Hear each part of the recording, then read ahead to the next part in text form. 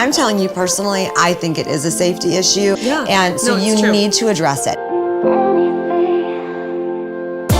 I'm Florence Ann Romano, former nanny and childcare expert. I'm on a mission to empower families with everyday challenges. This is the Windy City Nanny. My name's Lindsay. I have 2 kids. Wynn is 3 and Archie is 1. My parents pick them up from daycare twice a week and watch them for a few hours. Every once in a while, I see things that are different than my husband and I would do them. We reached out to Florence Ann to see if she had any advice for me. Hi! Oh my gosh, your house is beautiful. Thanks for so good to coming. see you. How have you been? I'm so excited to be here. It's so bright and airy. It feels just like you. Thank you. Thank you. Okay, so I want to hear about your childcare situation. Your daughter's 3 and your son is 1, right? Yeah, so they go to daycare and they're there pretty much full time, but 2 days a week my parents pick them up and bring them home and feed them dinner. It's pretty amazing, and we can use that time for networking or working late or grocery shopping or anything we need to get done. That's wonderful. You're giving your children such a beautiful gift of their grandparents being such a part of their life. My grandparents lived with us. They were a huge part of my life, my value system today. But, no situation is perfect and no family is perfect. So what are the bumps, along the way here with this situation with your parents? Every time I describe the situation to people, they're like, oh my God, that's amazing that your parents do that. And it really does make our week so much less stressful. So I feel like when things come up, it just is hard to know really when to bring things up or when to, let it ride. And sometimes when we keep letting things, go and we see little things, it ends up building up. Sure. And, I'll kind of snap at them about something. Sure. And then I feel terribly guilty because they're doing this amazing thing for us. Whenever I want to bring up one of those little things, I don't want to hurt their feelings. And I really want to make sure that it's coming from a place of I am so grateful that you're doing this. So, but when you let all of this stuff build up, even though it's small stuff, it's based from a values place in your life. So you're looking at it as, okay, that's not the choice I would make. I would do it differently. And that's the case in childcare all the time. Even me as a nanny, I would have to go to my employer and say, hey, this is what I'm seeing happen with these kids. And I never wanted to criticize. I never wanted to make them feel bad as parents or think I was overstepping my bounds. Mm-hmm. But if you can approach your parents from a place of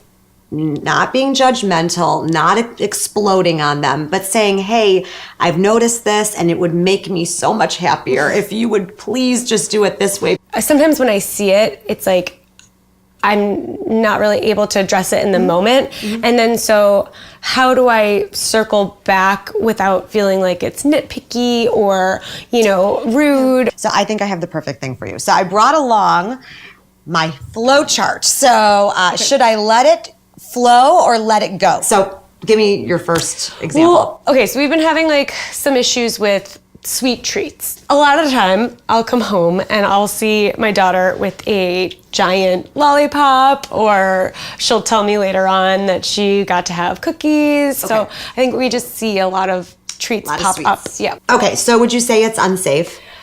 Not necessarily, no. Okay. Yeah. So it's not unsafe. So does this go against your family values? No, I mean, we let the kids have treats sometimes, so it's not a hard line for my husband and I. Okay. So has this happened multiple times? It sounds like it happens on Yes. the daily. Yes.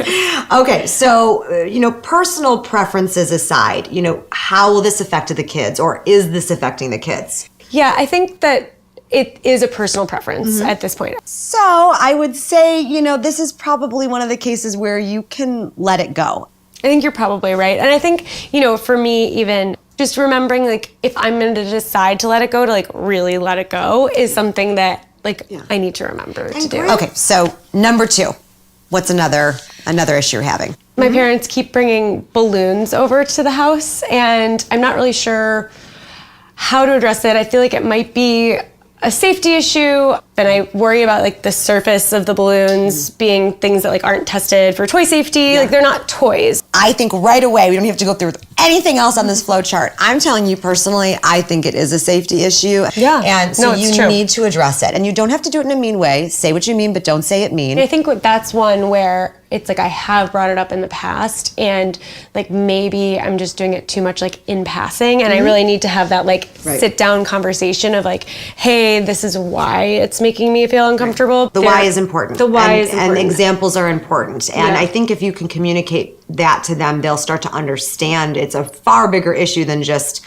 she just doesn't want balloons in the house. I don't want to seem like, I don't know, the killer of fun. I get these like adorable pictures of, you know, my son playing with the balloon. My parents like, he loved it. He had so much fun. And then I'm like the one that's like, no, you can't do that. And I think there is a little bit of like this, you know, my parents didn't, you know, raising us think as much about the chemicals. So you still have to remember that your parents raised you, and yes, you know, they're not raising your children. They're helping be a role model or an influence in their life, but it's still your home. If it's a safety issue, like I said, they will see your side of that. And even if they think you're ridiculous, so what? Let them think you're ridiculous. It's your house. They know I'm ridiculous. But it's your house. It's your rules. They can think you're crazy, and you're like, fine, yeah, I'm crazy. But that's your choice. Here, they're always super receptive to feedback. It's just finding the right time to do it. I would recommend that you actually sit down with your parents at least once a week and just check in. And it's just time also for you and your parents to connect. And if you start making that more routine and it seems more regular, then it won't seem so heavy every time you have a conversation. It will just seem like this is the natural thing we do. We check in with each other. And you can bring up your grievances and they can bring up theirs. And it can be much more of a back and forth than a I'm here to criticize you and the way you're parenting my child.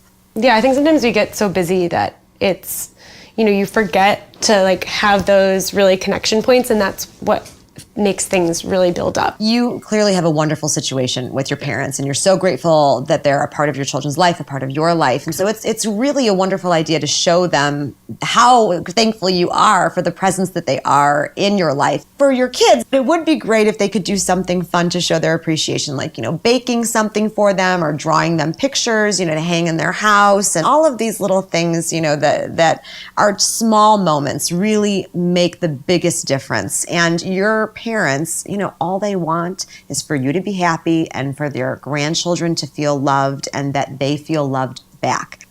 Yeah, I think for me, finding like those ways to show that I really appreciate it is important if I'm going to do some of this addressing. It's like that balance. Well, I appreciate you. This was so wonderful to talk through with you, and I love hearing about how grandparents play a big role in kids' lives, and you're giving them an incredible gift. I'm here for you anytime, girl, whatever you need, but you're a great mommy, so don't doubt yourself. I appreciate that. That meeting with Lindsay was so good for the soul. It's so wonderful to see a family come together the way hers has, and the village that she has created, that's the magic right there. And that's my message to you. Build the village the best way for you. Empower yourself to make the right decisions for your family. And the most important thing is that you let love in. And that's exactly what Lindsay did today. Hey Florence Ann, I just wanted to give you an update. Since you were here, I've definitely used the flowchart a few times, and my parents and I had that little bit difficult conversation about the balloons. They agreed not to bring them anymore, and so I can have a little bit more peace of mind while I'm at work. So I really appreciate your help, and I definitely will keep the flowchart handy for the future. Thanks so much. Thank you, Florence Ann. I did it. For more episodes, subscribe to my YouTube channel and go to windycitynanny.com for more content.